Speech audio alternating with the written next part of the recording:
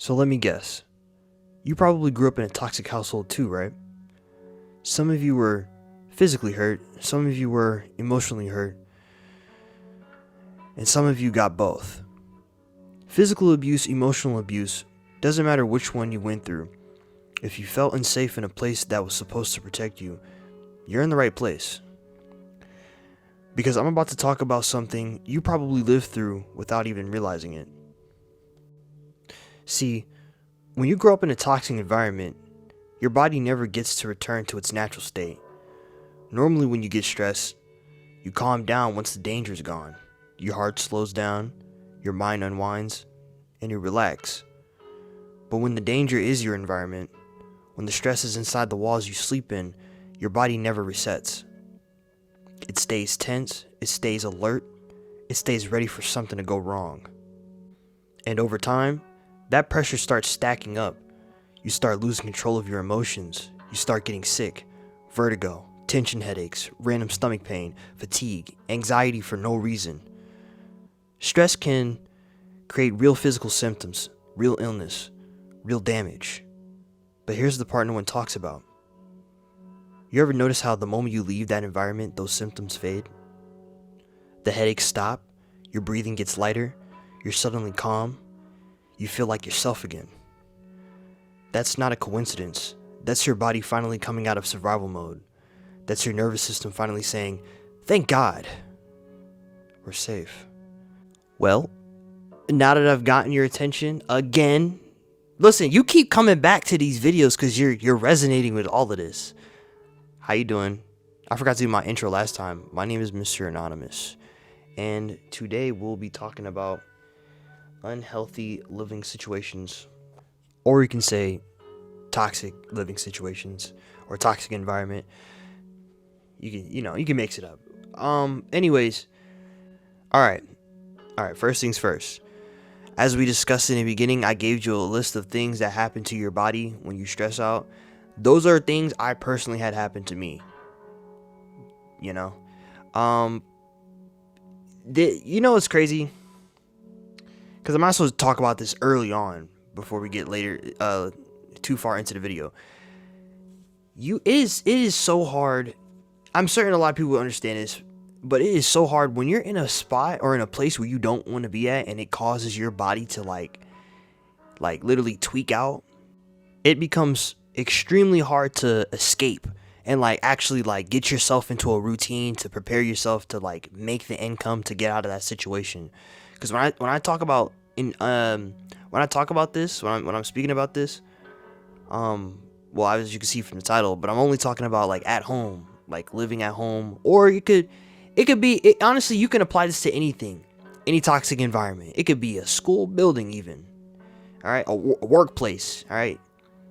It don't matter, but yeah, we're just gonna keep it to talking about households because just to keep the topic as clean as possible. Even though we're gonna get a little messy towards the end because I'm probably gonna trail off, get my train of thought back. Anyways, so like I was saying, it's borderline impossible because everything is really expensive.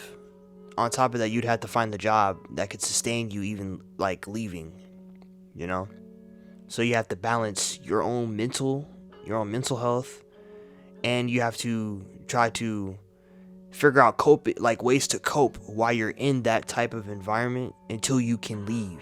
And it's even, it's crazy.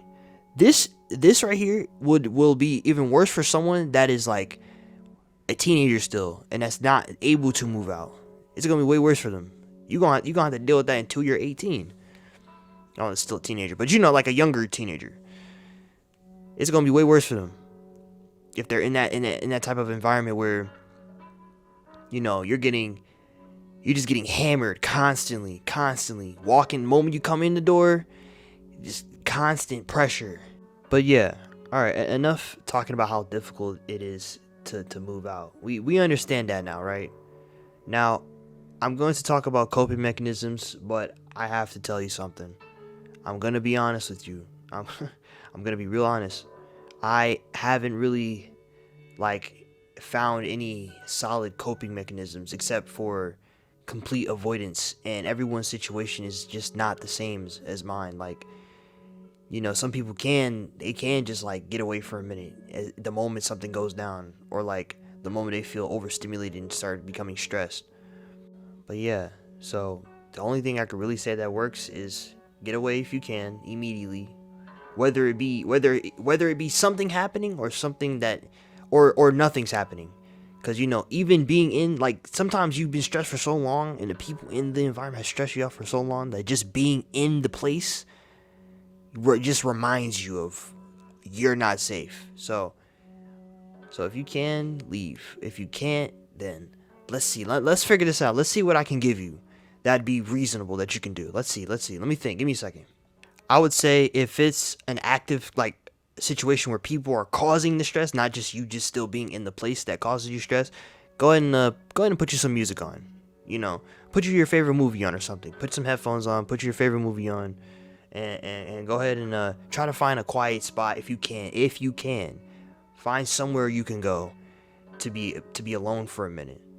You know, and just take that time to yourself. Watch the movie, or watch that your favorite YouTube video, or listen to those couple of songs that you like so much, that give you that, like, resonate with you, that give you I don't know, a feeling of freedom or feeling of understanding. Maybe even like I don't know, maybe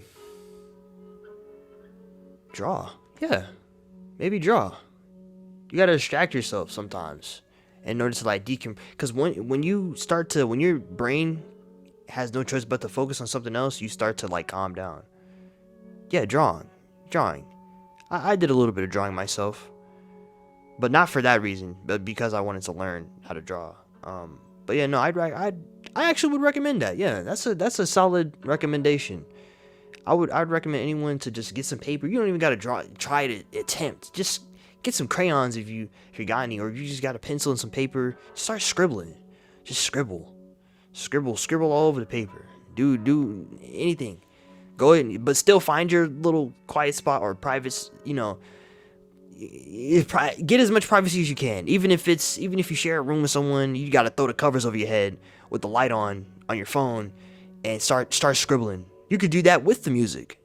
You know what I mean? I hope this is helping somebody. You know, I don't got all the answers. I'm just a random dude on the internet. You know what I mean? I'm still learning a lot of things. But yeah, that's really the most I can think of, because there is truly, like, only so much you can do when you're stuck. Like, when you're limited, you can hardly, like, move around, you know? There's only so much you can do. So yeah. But anyways, I appreciate the people that have tuned in, and all the new people that have joined the channel. Hello, how you doing? We're gonna go places. We're gonna hopefully inspire some people, maybe even help some people out, and also gain some new understanding ourselves. But yeah. Well, since we're at the tail end of the video, I guess this is the freestyle section. There's not much else going on here, all right? So I do want to speak about some things that don't really have to do with the specific topic we're talking about today. It's just, like, in general. I will say this now. I never appreciated getting yelled at for just anything. Like, the yelling at someone, like, specifically when we're talking about family, getting yelled at, like, what does that do for you? Like, how do you function? Like, how are you supposed to function when you're getting screamed at constantly? You know, for, like, it could be simple things.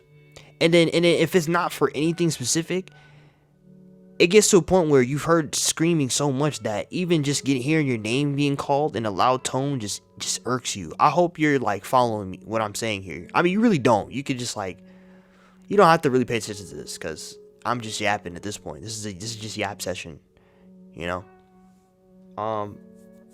Yeah, no, I'll never understand that.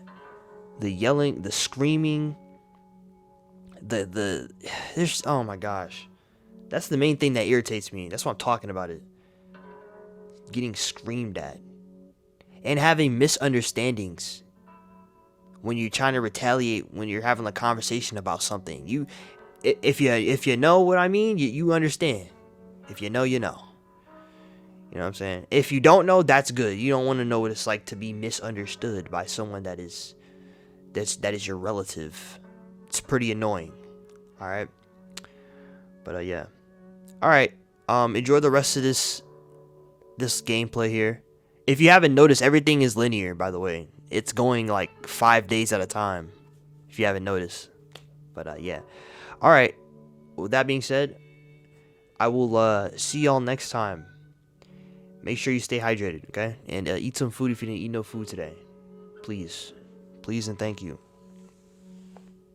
Goodbye.